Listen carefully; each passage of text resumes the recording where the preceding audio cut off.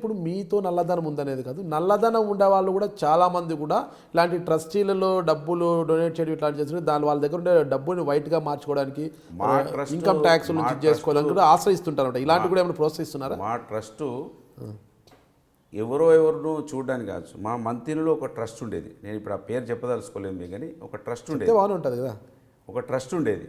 ఒక ట్రస్ట్ అనే వాళ్ళు ఆ ట్రస్ట్ ఏదో చెప్తే బాగుంటుంది. శ్రీపాద ట్రస్ట్ అనేది ఉండేది. శ్రీపాద ట్రస్ట్ అసలు అంటే గాడుపుకే ఉండేది. దానికి ఒక అకౌంట్ లేదు. ఎన్నోసార్లు ప్రెస్ పరంగా అడిగినాము, ఈ ట్రస్ట్ ఎక్కడ రిజిస్ట్రేషన్ ఉంది, ట్రస్ట్ రిజిస్ట్రేషన్ నెంబర్ ఏంది, దీంట్లో సభ్యులు ఎవరు, దీని అకౌంట్ ఎక్కడ మెయింటైన్ అవుతా ఉన్నది అని ఎన్నోసార్లు పత్రికా ముఖంగా అడిగినాము. ఎప్పుడు కూడా చెప్పలేదు. ఎదురుదాడి చేసారు తప్ప ట్రస్ట్ గురించి చెప్పలేదు.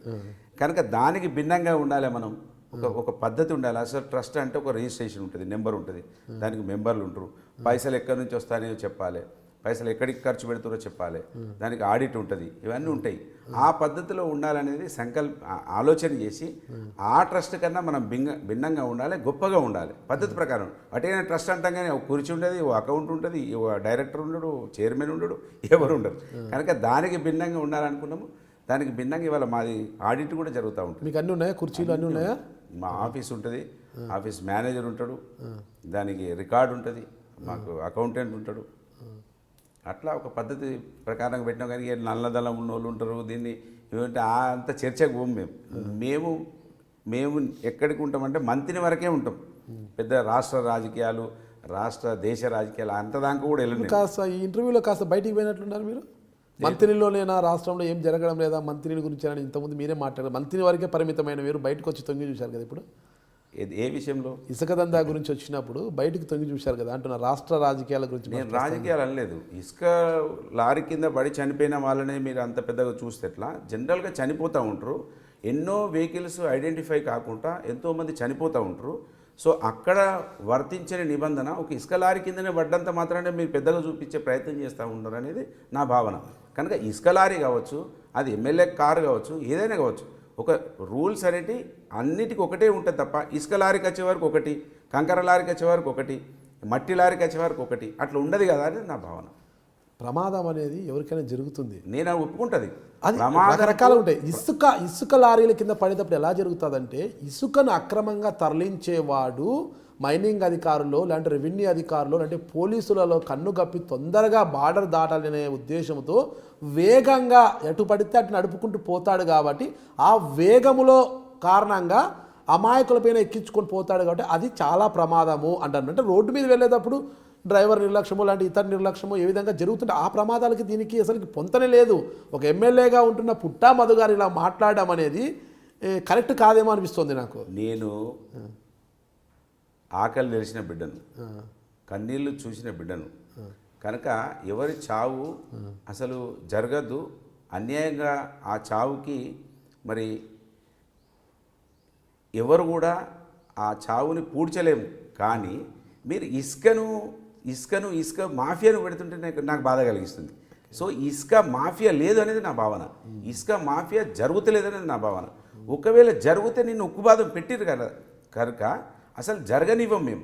నిజంగా మీరు ఇమాజిన్ చేయరు. కానీ కేటీఆర్ గారు అసలు ఎంత స్ట్రిక్ట్గా ఉన్నాడు అనేది మాకు తెలుసు.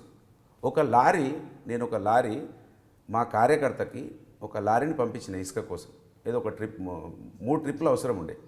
పంపిస్తే ఒక ట్రిప్ పోసింది మా లారీ. ఒక ట్రిప్ పోసిన తర్వాత రెండో ట్రిప్కి వెళ్ళింది.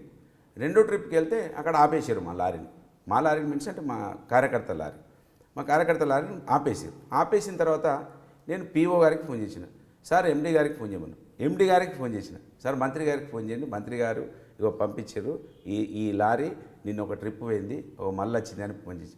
అంటే ఒక్క ట్రిప్పు కాగానే రెండో ట్రిప్కే నా కార్యకర్త, మీకు చెప్తున్నా, సముద్రాల శ్రీను అని మా వార్డు సభ్యుడు మంత్రిని, అంటే వాళ్ళ భార్య వార్డు మెంబరు, ఆయన లారీనే రెండో ట్రిప్పుల్ని ఆపేసిండు మా కేటీఆర్. ఇది నగ్న సత్యము. మీరు రికార్డులలో కూర్చొని చూస్తే కూడా దొరుకుతుంది. కనుక రెండో ట్రిప్ మేము తీసుకోలేకపోయాను మా లారీ. అరే నాకయ్యా, నా కార్యకర్త ఇల్లు కట్టుకుంటాడు, ఇప్పుడు నేను హైదరాబాద్లో ఆన్లైన్లో బుక్ చేసి తీసుకోవాలి అనే మంత్రిని కానీ నేను అన్నా. ఈ విధంగా అసలు జరుగుతూ ఉన్నది. ఈ విధంగా మేము అనుభవిస్తుంటే మీరు ఇసుక మాఫియా ఆశ్చర్యం అనిపిస్తుంది అసలు. ఇసుక మాఫియా లేనే లేదు. ఒకవేళ ఉన్నా నిన్న దొరికినట్టు లారీలు దొరుకుతాయి, వాళ్ళకి పనిష్మెంట్ ఉంటుంది, ఏడ ఉపేక్షించబడదు. ఇది మీకు 100% రాసిస్తున్నా. అసలు జరగనివ్వము, మేము దాంట్లో ఉండము. మాఫియా ఒక్క ఇసుక కాదు, ఏ మాఫియాలు ఉండం మేము. ఎందుకంటే మాఫియాలకు వ్యతిరేకంగా నేను ఎమ్మెల్యే అయినా, అన్యాయాలకు వ్యతిరేకంగా నేను ఎమ్మెల్యే అయినా, చీకటికి నుంచి పారదోలడానికి నేను ఎమ్మెల్యే అయినా. కనుక చీకటిని 100% పాల్గొనలో 100 విషయాలలో ఇవాళ వెలుగులు నింపినాం. ఇవాళ పోలీస్ స్టేషన్లకు ఎవరైనా స్వేచ్ఛగా వెళ్తారు, ఆఫీసులకు ఎవరైనా స్వేచ్ఛగా వెళ్తారు.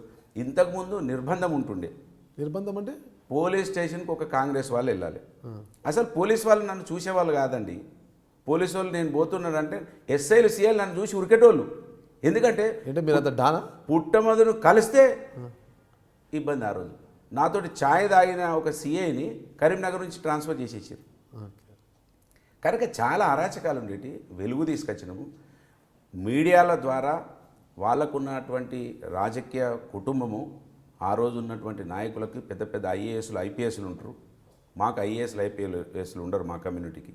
సో ఐఏఎస్లు ఐపీఎస్ల వాళ్ళకు దగ్గరున్న వాళ్ళతోటి ఒక గోబెల్ ప్రచారం చేసి మమ్మల్ని అంటే ఇబ్బంది పెడుతున్నారు తప్ప అసలు ఒక్క మనిషికి కూడా అన్యాయం జరగదండి. మనిషికి అన్యాయం జరిగితే మా కుటుంబానికి అన్యాయం జరిగింది అనుకుంటాం మేము, అంతే తప్ప ఎవ్వరికి చిన్న ఇబ్బంది జరగని.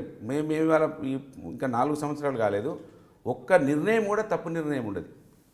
పార్టీలకు అతీతంగా ప్రజలు నాయకులు అంటే మేము రాజకీయంగా చూసుకుంటాం, కానీ అసలు చిన్న చిన్న ఇష్యూలలో మేమైతే మా కార్యకర్తలను 100 విషయాలలో కంట్రోల్ చేసినాం.